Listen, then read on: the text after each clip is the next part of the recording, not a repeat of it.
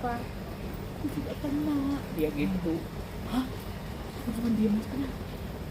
Aku cuma yang aku pikir dia lagi hamil gitu loh. Terus dia kena cancer. Dia sama aku disuruh pegang kuda yang keras banget gitu. Hah? Terus kemo. Terus baby kamu gimana? Yangnya Kalau Bu Alfa itu kan orangnya memang nabrak ya, nabrak, terus orangnya juga orangnya baik, nggak pernah peduli dengan ini itu, yang penting pokoknya dia happy, makanya dia sahabatnya banyak banget ya, orang yang menyayangi dia juga banyak banget ya, karena memang apa ya, polos, anaknya polos, dan dia tuh istri yang hebat, seorang ibu yang hebat. Aduh, udah deh pokoknya dia orang baik. Terakhir ketemu sama almarhum Po Alfa. Terakhir ketemu dia hamil 7 bulan ya, syuting kemarin 7 bulan. Nah itu pertama kali aku tahu kalau Po Alfa itu kena cancer. Dia hamil, dia tuh meluk aku, dia nangis, aku pikir dia nangisin aku gitu loh. Udah, aku udah baik-baik aja kok, aku kegeeran gitu. Aku udah baik-baik aja kok, udah pokoknya pokoknya nanti kamu lahiran selamat ya, kamu sama baby kamu, pokoknya lahirnya selamat, pokoknya happy ya. Dia bilang enggak nih, dia gitu. Emang kenapa? Aku juga kena, dia gitu. Hah? Aku cuma diam aja. Aku cuma yang aku pikir dia lagi hamil gitu loh. Terus dia kena cancer. Dia sama aku disuruh pegang kuda yang keras banget gitu. Hah? Terus kemo. Terus baby kamu gimana? Gak apa-apa nih, tapi menurut baby aku gak apa-apa. Terus ya udah baik-baik aja. Aku udah kayak orang bingung gitu loh. Ya ampun, itu kan lagi hamil gitu loh. Terus ya sudah lah, baik-baik aja ya, sehat-sehat aja, udah aku udah nggak pokoknya semangat ya Pak, semangat ya pokoknya kita tetap semangat ya. Iya mami ya, kamu nggak boleh sedih ya, kamu harus happy, karena memang aku disarankan sama dokterku juga happy ya Mbak Nunung, udah gitu aja, karena kemo tuh nggak ada obatnya. Kita kalau cancer itu setelah dioperasi ya di kemo, udah nggak ada obat lain. Berarti sama-sama saling menguatkan juga ya? Iya, selalu saling menguatkan, aku saling WA, saling apa kabar Kak, dan gitu, sehat-sehat ya, gimana, babymu sehat kan, kapan lahirannya kapan, kan kebetulan kan aku tinggal di Solo kan, kalau nggak ada kerjaan kan aku tinggal di Solo. Pas kemarin nggak ada itu, aku juga pas dulu aku baru datang tadi subuh, karena memang dipanggil sama FYP, jadi aku ya karena mau bicara masalah Muhammad, ya aku datang baru jam 5 subuh kan dia nyampe Jakarta. Pas dengar kabar sempat kaget nggak? Aku kaget, aku shock, aku seharian nggak keluar kamar, mendiam, terus aku nangis sama suamiku ya. Kok nggak ada, suamiku udah tahu, iya nggak ada.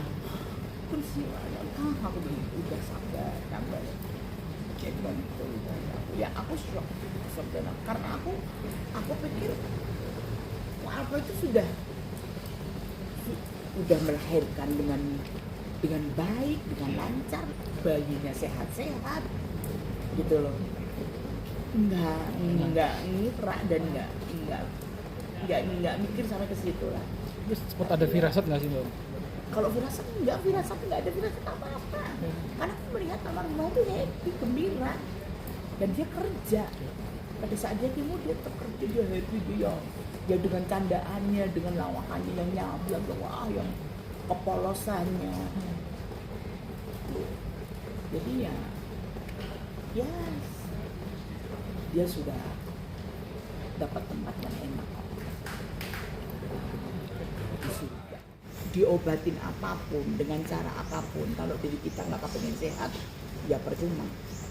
Tapi kalau kita kepengen sehat, ya kita harus jalanin apa kata dokter, apalagi cancer itu memang obatnya cuma medis, sudah nggak ada lagi. Medis gitu. Medis ada yang gagal ya kan. Tapi memang cancer itu medis, sudah nggak ada lagi. Berarti selama ini masih menjalani kemoterapi? Oh enggak, kalau kemonya udah selesai. Sudah Karena selesai. saya sudah 4 tahun kan, juga selesai. Rambut saya juga udah numbuh. Oh, sudah mulai Jadi ya, numbuh. udah selesai. Cuman memang kalau belum 5 tahun itu belum boleh melepas alat-alat yang ada di dalamnya. Jadi setelah 5 tahun nanti baru boleh. Tapi kalau selama pengobatan ini ada minum obat-obat semacam gitu? Enggak ada. Tidak ada. Oh, kalau minum obat ya karena saya kan ada gula, Oh. saya ada asam lambung, saya ada kolesterol. Jadi ya obatnya obat itu. Obat di Jadi, luar penyakit kalau ini untuk ya? kansernya, Iya. kanser itu nggak ada obatnya cuma kemo. Obatnya cuma kemo, udah nggak ada lagi. Dan kalau kita lagi kemo, mau dikasih obat yang sehebat apapun nggak ngefek. Selama menjaga kesehatan fisiknya kan Mbak Nunung juga sempat menghadapi kesehatan mental ya. Kita apa sih yang membuat Mbak Nunung tetap kuat dalam menghadapi cobaan? Ya karena support banyak support dari keluarga paling utama ya, terus teman, terus ya banyak support dari kadang-kadang kita curhat-curhatan sama sesama yang sakit kanker gitu, penyintas kanker. Lagi masa tahap pemulihan nih, bagaimana sih Mbak Nunung menjalani hari-hari sebagai survivor kanker? Menjalani hari-hari seperti biasa. Seperti orang ya, memang saya pikir saya harus sehat. Jadi saya menjalaninya ya dengan hidup sehat. Santai gitu Iya, ya. dengan hidup sehat. Kalau banyak pikiran itu mempengaruhi sekali kali ya. Oh iya. Sangat ya. Saya itu kalau pikiran saya udah pikiran masalah keluarga gitu, Iya. udah pikiran. Nah itu kalau pikiran saya kacau itu apa sih, masalah keluarga, bukan masalah pekerjaan, bukan masalah teman, pasti masalah keluarga. Itu udah kayak Saling- keluar semua. Ada yang sulit cepit-cepit, ada yang ini, ada yang ini. Berarti mempengaruhi banget ya, Pengaruh kalau banget. ada Asam masalah lambung gitu. naik. Udah pasti gitu deh. Karena memang semua penyakit itu awalnya kan memang dari sini. Dari pikiran ya memang, gitu iya. ya. Kita kena kanker, pikiran juga yang dimakan. Iya. Awal pertama pasti shock, pasti shock orang kena kanker pertama. Mbak Nunung ada kekhawatiran lagi nggak sih, kayak misalnya ya takutnya ada datang lagi kanker, ada kekhawatiran nggak sih Mbak? Kekhawatiran masih ada karena memang belum bisa dibilang survivor ya, survivor belum Iya, dibilang survivor kanker. belum bisa dibilang gitu. Pulih Karena semua. setelah 5 tahun baru Iya. kalau ini alat-alat di sini udah diambilin ya sudah gitu. Jadi ya dengan saya mendengar kemarin kabar almarhumah apa nggak ada itu, saya shock, bener-bener shock, nggak bisa mikir, cuma di kamar terus diem aja.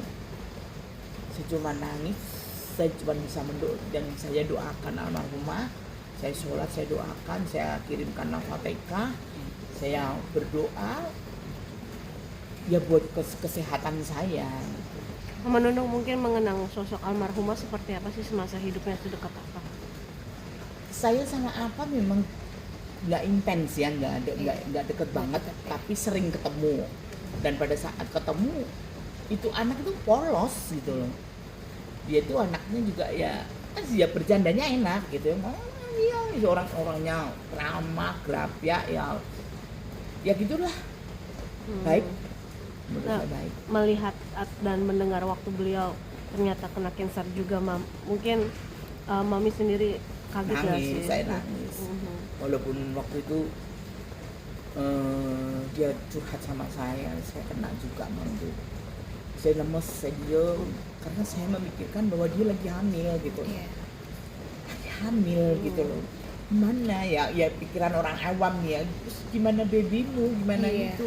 Saya kalau selalu nanyakan gimana babymu, baik-baik aja Mami, ya udah gitu, sampai melahirkan. Akhirnya dia melahirkan dengan selamat, dia Iya. melahirkan dengan dan anak-anaknya sehat-sehat, dan almarhumah sendiri juga sehat kan. Ya kalau kesininya takdir mengatakan lain kan kita nggak ngerti ya. Nah, Mam, ini kan mendengar dari pihak keluarga ternyata Pak Alfa sendiri lebih memilih untuk menyelamatkan anaknya dibandingkan dirinya sendiri ini. Iya, Ini saya seperti apa, dengar Mam? bahwa Pak Alfa lebih menginginkan anaknya. Pokoknya dia selalu, kalau dibilang dokter, dia selalu selamatkan anak saya. Itu ya kata-kata yang di berita-berita ya. Pokoknya dia selalu bilang selamatkan anak saya, selamatkan anak saya. Mungkin Ko Alfa sendiri tahu akibatnya nanti gitu ya, cuman ya dia tetap tegar, yang penting dia anaknya selamat. Ya itulah mungkin yang bisa dibilang apa ya, sahid ya. Sahid ya, udah surga lah. Nanti surga sudah menjamin nih Ko Alfa. Sosok Amin. sosok almarhumah di mata Mami Nunung Baik, anaknya baik, sopan, terus ceria, nggak ada sedih-sedihnya, itu ceria banget ya.